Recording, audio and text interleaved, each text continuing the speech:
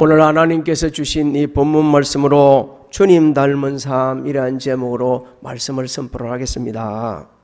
예수님께서는 공생의 기간 제자들에게 나를 따르라, 나를 본받으라, 나를 배우라 이렇게 말씀을 하셨습니다.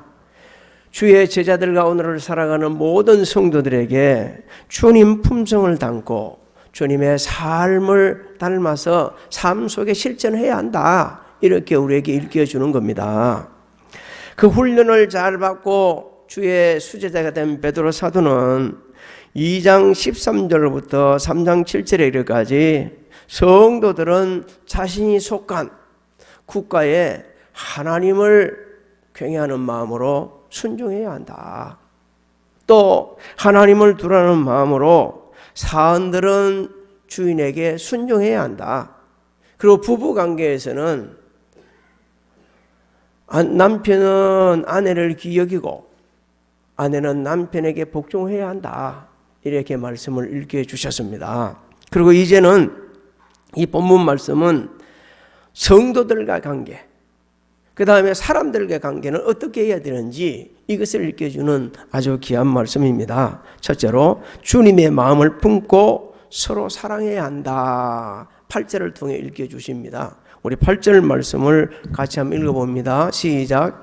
마지막으로 말하노니 너희가 다 마음을 같이하여 동정하며 형제를 사랑하며 불쌍히 여기며 겸손하며. 이 마지막으로 너희에게 말한다, 이 말은요 종말적으로 말한다 이런 게 아닙니다. 앞에 제가 세 가지 말씀을 드렸죠. 예수 믿는 성도들은 하나님을 두려는 마음으로 자기가 속한 국가 제도에 순종해야 되고, 또 하나님을 두려워하는 마음으로 사원들은 주인에게 순종해야 되고, 부부는 서로 사랑하면서 귀히 여기고 복종해야 된다. 그 다음에 이제 너희 성도들이 어떻게 해야 되는가, 이 말씀을 읽혀주면서 마지막으로 이렇게 사용을 한 겁니다. 이제 마지막으로 하시면서 너희가 다 마음을 같이 하여, 그렇게 말씀하고 있죠. 여러분, 제일 먼저 성도들 간에 어떻게 마음을 같이 해야 된다는 겁니다. 마음을 같이 해야 된다. 이걸 다른 말로 표현하면 마음의 조화를 이루어야 된다. 그 다음에 서로 분열해서는 안 된다. 또 예수 그리스도를 담는 그 마음을 담는 그 마음에 같이 그 마음을 두어야 한다, 이렇게 말씀하는 겁니다. 왜 성도들이 마음을 같이 해야 하는가, 한 마음을 가져야 하는가? 우리는 예수 그리스도 안에서 하나님의 자녀가 되었습니다. 또 하나님의 뜻을 이루갈 귀한 믿음의 공동체입니다. 예수님의 지체를 이루고 있습니다. 그렇기 때문에 한 마음을 가져야 돼요. 하나님께서 우리 몸을 얼마나 아름답게 만드셨던지, 여기 내 손가락이 한번 다치면 여 끝을 다치는데 온 몸이 전율을 합니다. 내 눈이 봐서 너무 좋은 게 있으면 온 몸이 전율을 하거든요. 여러분, 한 마음을 가진다는 것은 바로 그런 의미예요. 성도들이 예수님의 지체란 그런 우리가 의식을 갖고 있게 되지면 한 마음을 가지는 거예요. 주님 닮아가는 마음에도 한 마음을 품게 되어지고, 또 거룩하고 의롭고 경건한 생활을 하는데도 한 마음을 품는 거예요. 우리는 똑같이 우리 주님이 다시 올 것을 기다리고 사모하고 있습니다. 우리 주님 다시 오게 될 때 그때 완전히 우리의 삶이 드러내지고, 또 우리는 전부 다 완전한 구원을 받게 되어지거든요. 그래서 성도들 관계는 너무 아름다워야 되는 거예요. 한 마음을 같이 품은 성도들은 한 마음으로 주님 다시 오기를 기다리면서 의롭고 경건한 생활에 힘을 씁니다. 베드로후서 3장 12절 끝부터 한번 읽어봅니다. 시작. 이 모든 것이 이렇게 풀어지리니 너희가 어떠한 사람이 되어야 마땅하냐. 거룩한 행실과 경건함으로 하나님의 날이 임하기를 바라보고 간절히 사모하라. 그 날에 하늘이 불에 타서 풀어지고 물질이 뜨거운 불에 녹아지려니와. 여러분, 하나님의 날이 임하기를 간절히 사모하는 성도들, 그 말씀드리는 주님 재림을 사모하는 성도들이거든요. 이 주님 재림을 기다리는 성도들은 가만히 있으면 안 돼요.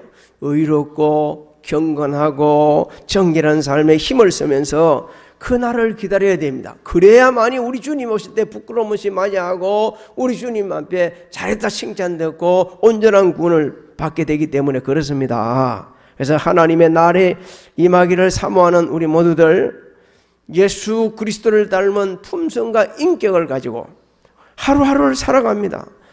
목사님, 어떻게 하면 예수님의 인품을 닮을 수 있을까요? 성경이 우리에게 일깨 주기를 초대교회 성도들을 좀 봐봐라. 뭐 충만하니까? 성령 충만하니까. 다 예수님 닮은 삶을 살지 않았냐? 그렇습니다. 초대교회 성도들은 성령 충만을 받고서 유대 지도자들이 생명의 위협을 가했을 때도 하나 두려워하지 않았습니다. 오히려 나누고 베풀고 그냥 주고 섬기고 헌신하는 데 힘을 썼습니다. 왜 그랬습니까? 예수님이 가르쳐 주셨거든요. 내가 온 것은 섬김을 받으러 온 것이 아니고 섬기러 오셨다. 마태복음 20장 29절을 우리 같이 한번 읽어봅니다. 시작. 인자가 온 것은 섬김을 받으려 함이 아니라 도리어 섬기려 하고 자기 목숨을 많은 사람의 대속물로 주려 함이니라. 그렇습니다. 우리가 주님을 닮게 되시면 섬기기 시작합니다. 그 섬김 속에서 하나님의 영광이 드러나고 그 섬김 속에서 하나님의 거룩한 뜻이 이루어지고 그 섬김 속에서 하나님의 사랑이 실천되어지는 겁니다. 이제 동정하는 마음을 가지라. 여러분, 동정하는 마음이란 것은 서로 감정을 공유하는 것을 의미합니다. 감정을 공유한다는 것은요, 누가 슬퍼하면 같이 슬퍼하고, 누가 기뻐하면 함께 기뻐하고, 누가 존경받게 되지면 그걸 축하해주고, 누가 잘 되면 마치 내가 잘된 같이 행복을 느끼는 것이 바로 마음을, 그 동정하는 마음을 가지고 있는 겁니다. 성도들이 서로 감정을 이렇게 공유를 할 때 그때 참된 지체가 됩니다. 성도들이, 다른 성도들이 아파서 괴로워서 고통스러운데 감정이 공유가 되지 않게 되면 그게 나무의 일처럼 보이는 거예요. 전혀 자신과 상관없는 것처럼 보이는 거예요. 하지만 감정의 공유가 이루어지게 되면 좋은 일이 있어도 너무 행복하고 같이 행복하고, 아파도 같이 아파하고, 괴로워도 같이 괴로워하고, 또 일을 할 때도 같이 하는 감정의 공유. 여러분, 이 감정의 공유가 이루어지기를 주의 이름으로 소망합니다. 왜 우리가 그렇게 되는가? 감정을 공유할 때는요, 감사하며 섬기게 되지고, 또 감정이 공유가 될 때는 주님이 섬기는 것처럼 우리도 같이 섬깁니다. 그리고 우리 주님이 말씀하셨어요. 어린 아이에게 물 한 잔 준 것도 기억한다. 근데 감정의 공유를 된 성도들은요, 그렇게 섬기나 놓고 자신이 했는지 안 했는지도 모릅니다. 왜?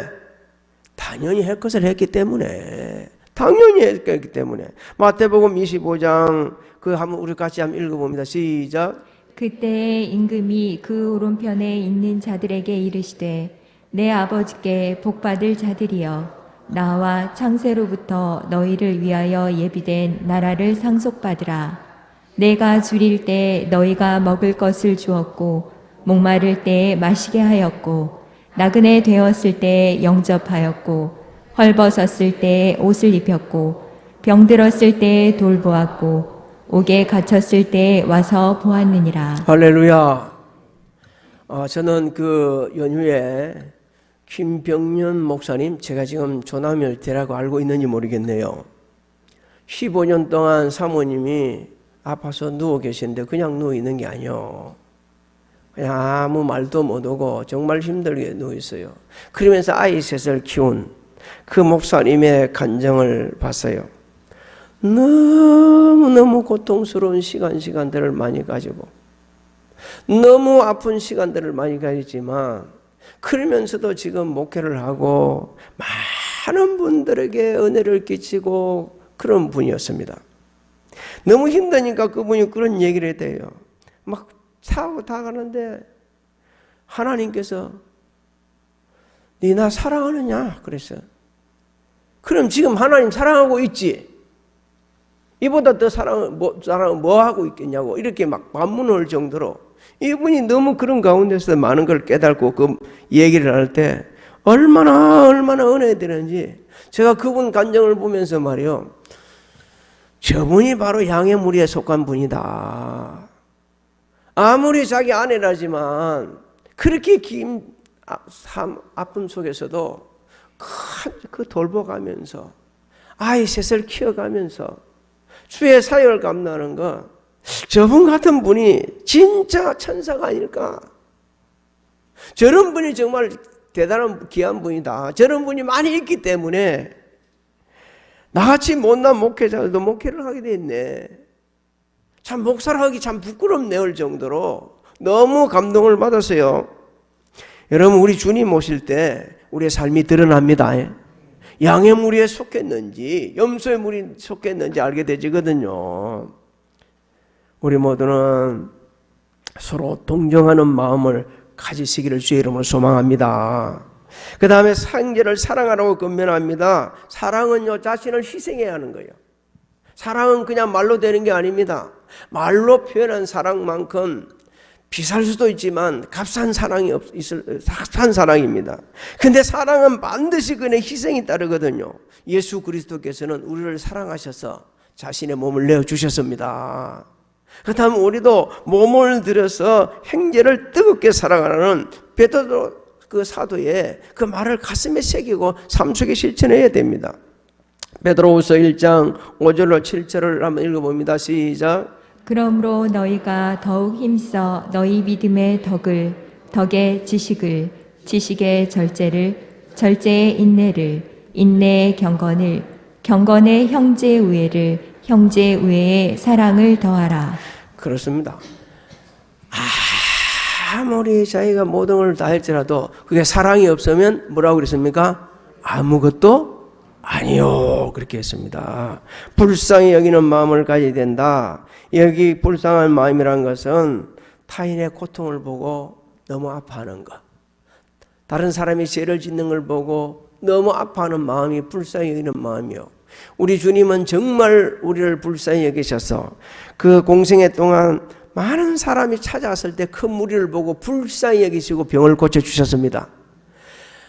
밥을 3일 동안 굶으면서 예수님 곁을 떠나지 않고 말씀을 듣는 그 사람들을 보고서 불쌍히 여겨가지고 오병이의 기적을 베풀어서 먹이셨던 우리 주님, 오늘 우리 보고 말씀하십니다. 너는 다른 사람이 아플 때 불쌍히 여기고 있냐? 다른 사람이 잘못해 갈 때 아파하고 있냐?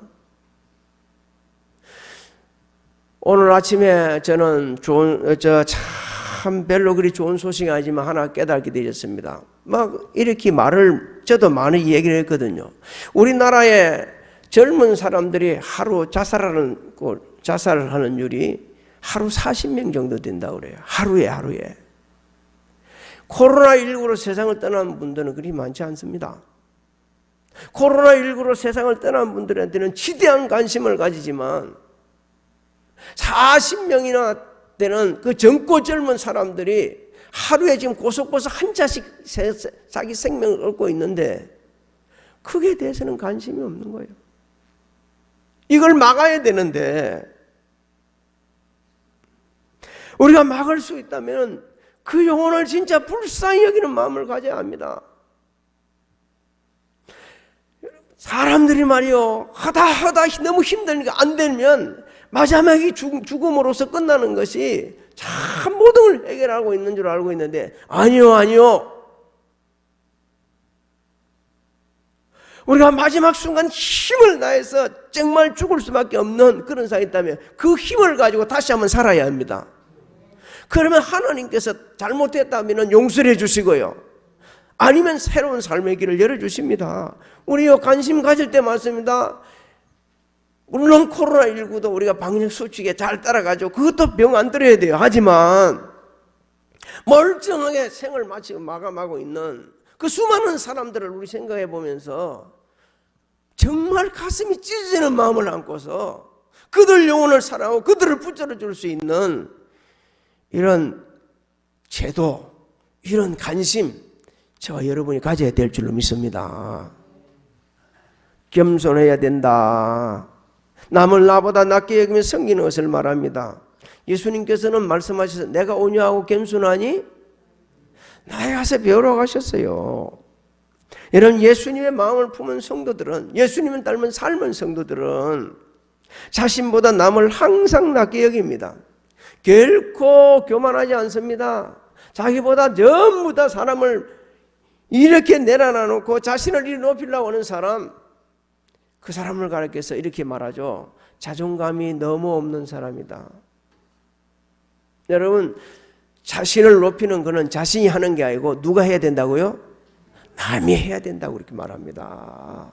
자신 스스로 자신을 높이는 것은 그 자신이 할 일이 아니에요.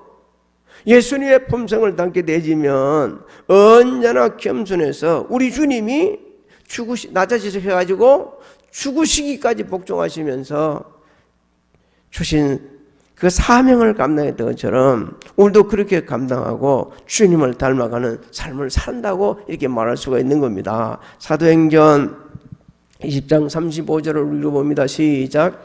범사에 여러분에게 모본을 보여준 바와 같이 수고하여 약한 사람들을 돕고 또 주 예수께서 친히 말씀하신 바 주는 것이 받는 것보다 복이 있다 하심을 기억하여 할지니라. 섬기는 사람들은 나누어 베푸는데 힘씁니다. 잊지 마십시오. 주는 자가 받는 자보다 복이 있습니다. 받는 것에 너무 익숙해지면 안 돼요. 저로부터 시작해서 우리 모두는 받았습니까? 근데 주는데도 익숙해야 합니다. 한번 누구의 도움 받았습니까? 평생을 잊지 마십시오. 그 도움은 주기 위해서 그분은 너무너무 자신을 고통스럽게 그러면서 허리띠를 조아보면서 애쓰고 또 모은 것을 도와준 거예요. 도와준 게 아니라 그 손을 펼쳐서 나눈 거예요. 그걸 잊으면 안 됩니다. 그렇게 잊어버리게 되지면 그냥 그때부터는 내 인생이 무감각해지고 내 삶의 초점도 잊어버리고 예수도 없고 사람도 안 보이고 나만 보이는 거예요. 그래 되면 주님 닮은 삶을 못 담습니다. 주님은 자신의 몸을 내주시고 우리를 구원해 주셨습니다. 두 번째로 주시는 말씀이 9절부터 12절을 보면 선으로 악을 이기고 선한 말을 해야 된다. 우리 9절을 같이 읽습니다. 시작. 악을 악으로 욕을 욕으로 갚지 말고 도리어 복을 빌라. 이를 위하여 너희가 부르심을 받았으니 이는 복을 이어받게 하려 하심이라. 여러분, 이 본문 말씀에서 악은 영적으로, 인격적으로, 또 육신적으로, 물질적으로 손해를 아주 강하게 입히는 것을 말합니다. 욕은 완전히 모욕하는 것을 말하는 거예요. 여러분, 누가 오늘 이 자리에서 우리 같이 성도들 중에서도 물질적인 손해를 입혔다, 인격적으로 영적으로 손해를 입혔다, 그리고 형편없이 모욕을 했다, 용서할 수 있겠습니까? 거의 못할 겁니다. 베드로 사도는 말합니다. 악을 행하는 사람에게 보복하지 말고 복을 빌어줘라. 그런데 그 복을 빌라는 말씀 속에는 이런 의미가 있습니다. 그 사람의 좋은 점을 말하고 선을 베풀라. 오늘날 대부분의 사람들은, 그리고 오늘 우리도 예도 아닙니다. 저도 그렇고 여러분도 그렇습니다. 손해를 입히고 인격적으로 살인을 하고 말로 살인을 하고 있지도 않는 말을 갖다가 쏟아부어 가면서 너무 힘들고 고통스럽게 한다 그러면 그 사람을 정말 용서해주고 복을 빌 수 있을까? 거의 없습니다. 그러면 하나님께서는 우리를 모르신가? 아시거든요. 그런데 왜 이렇게 말씀을 하시냐는 거죠. 그 해답이 에베소서 2장 3절로 5절에 기록되어 있습니다. 같이 읽어봅니다. 시작.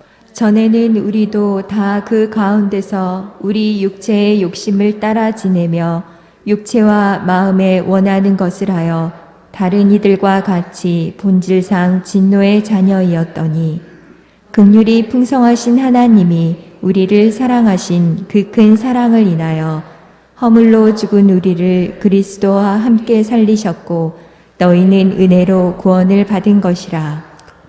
믿어집니까? 우리가 이런 악한 존재들이었어요. 이 추악한 존재들이었어요.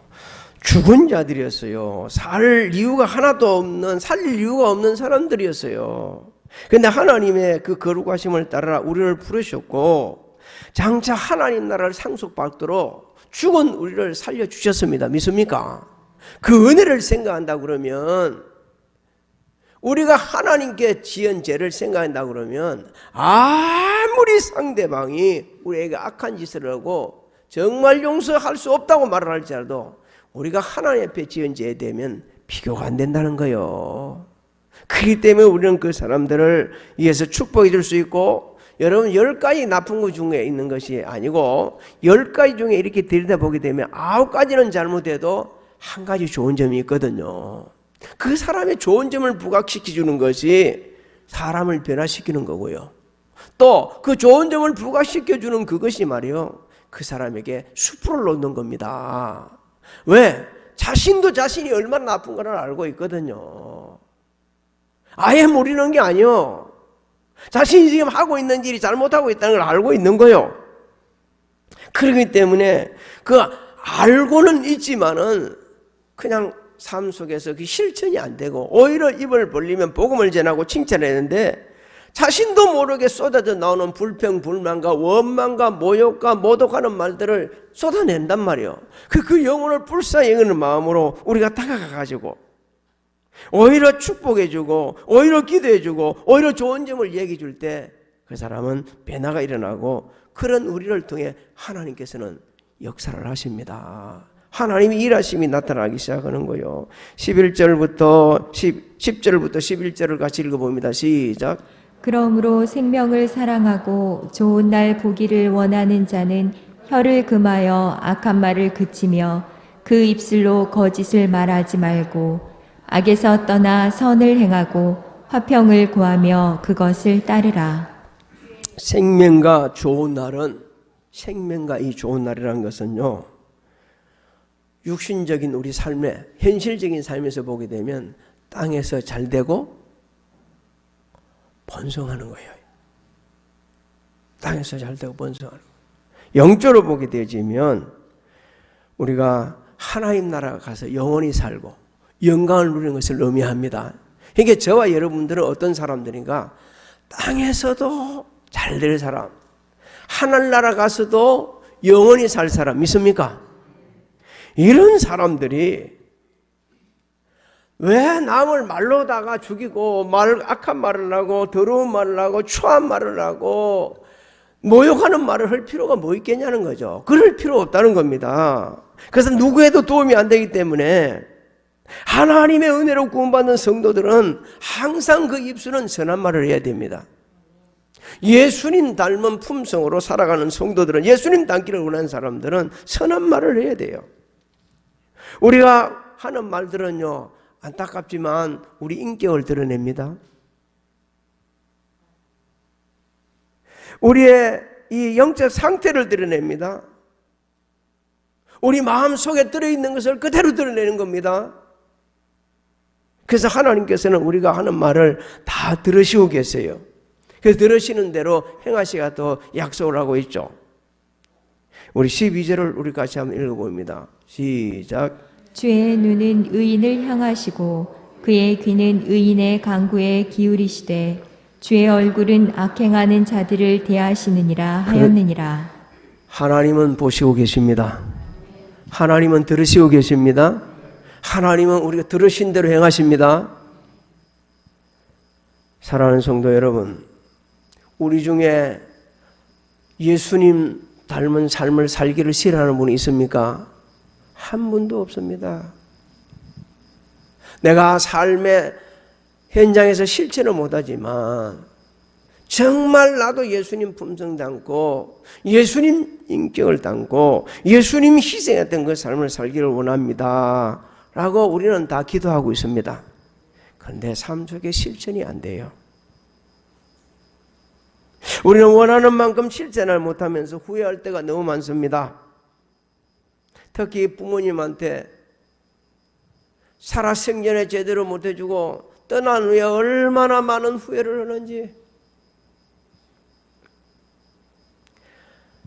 떠난 후에 아무리 쌍다리가 부러지고 자라나도 못 먹습니다. 아버지 어머니 죄송합니다. 못 알아들어요. 우리는 후회 없는 한판의 인생을 살아야 되거든요. 어떤 분이 책을 이렇게 썼습니다. 인생은 리허설이 없다. 얼마나 감동적인지 몰라요. 제목 그 자체부터 감동적이에요. 인생은 리허설이 없는 거예요. 우리가 한번 지나가면 끝나는 겁니다. 하나님께서는 계속해서 말씀을 읽어보면 알겠지만 반복적인 말씀을 주십니다. 왜 반복적인 말씀을 주십니까? 우리가 그 삶을 실천을 모기 때문에 계속해서 반복적으로 말씀해 주는 거예요. 하나님께서는 우리가 성숙하지 못한 줄도 압니다. 성숙한 믿음도 없는 것도 알고 있습니다. 성숙한 인격을 가지지 않는 것도 알고 있습니다. 하나님 뜻과는 정반대로 살아가는 경우를 많이 봅니다. 가정에서, 직장에서, 사업장에서, 특히 교회에서 이런 일들을 다 아시면서도 오늘 우리에게 말씀하십니다. 너는 주님을 닮아야 해. 그 삶을 포기하지 말고 계속 닮아가도록 노력하라는 거예요. 왜 우리가 못 닮을까요?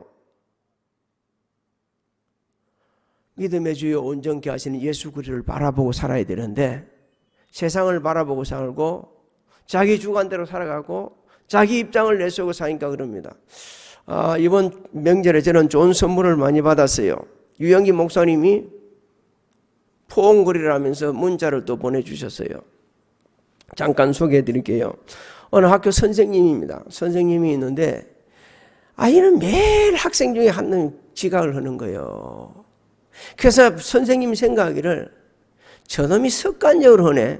이거 고쳐줘야 돼. 그래서 그냥 처음에는 젖을 때리는데 나중에는 이 회줄에 힘을 실어가면서 때렸다는 거예요. 그런데 어느 날 한번 보니까 말이요. 그 학생이 휠체어에 병색이 짙은 아버지를 밀고 가고 있더라는 거예요. 그렇게 밀고 가다면 어디 들어가냐 하면 요양원으로 들어가더라는 거예요.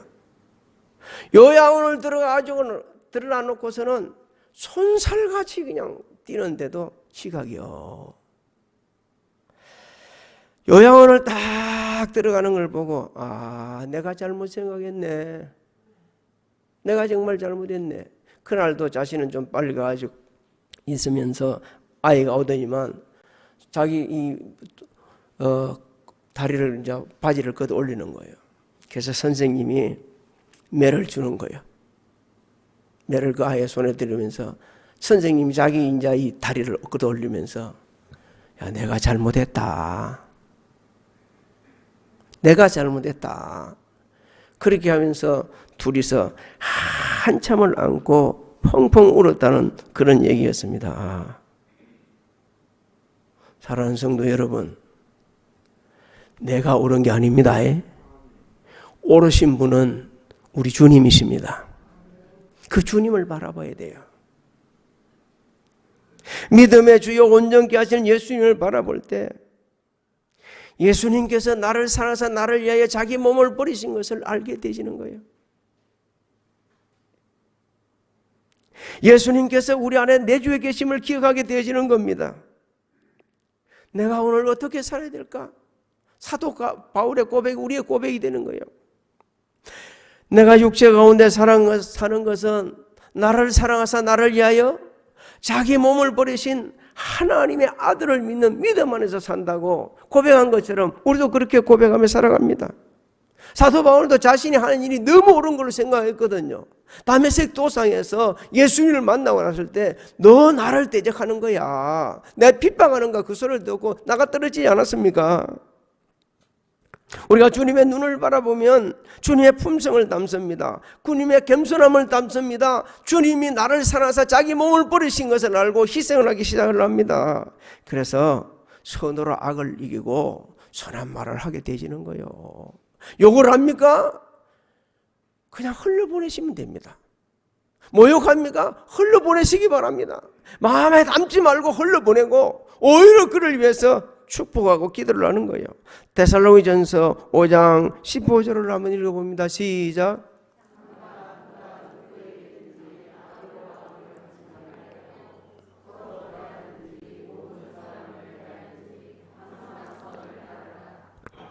이 고백이 저 여러분의 고백이 되게 돼서 올 한 해는 주님 닮은 품성으로 말 한마디를 하더라도 정말 선한 말을 하고, 너무 힘들게 고통스럽게 한 사람이 있다면 그분을 위해서 기도를 하고 축복하고 좀 더 살갑게 다가가면서 그 사람의 길을 오히려 열어주고 이렇게 세워줄 수 있는, 그러면서 하나님의 지혜를 구하셔서 어떻게 하는 것이 저분을 돕는 겁니까? 라고 여쭤보고, 그리고 그렇게 돕는 길을 걸어가는, 그래서 예수님이 우리를 통해 일하시는 그 모습을 보여주는 저 여러분이 되시기를 주님의 이름으로 축복합니다. 축복합니다.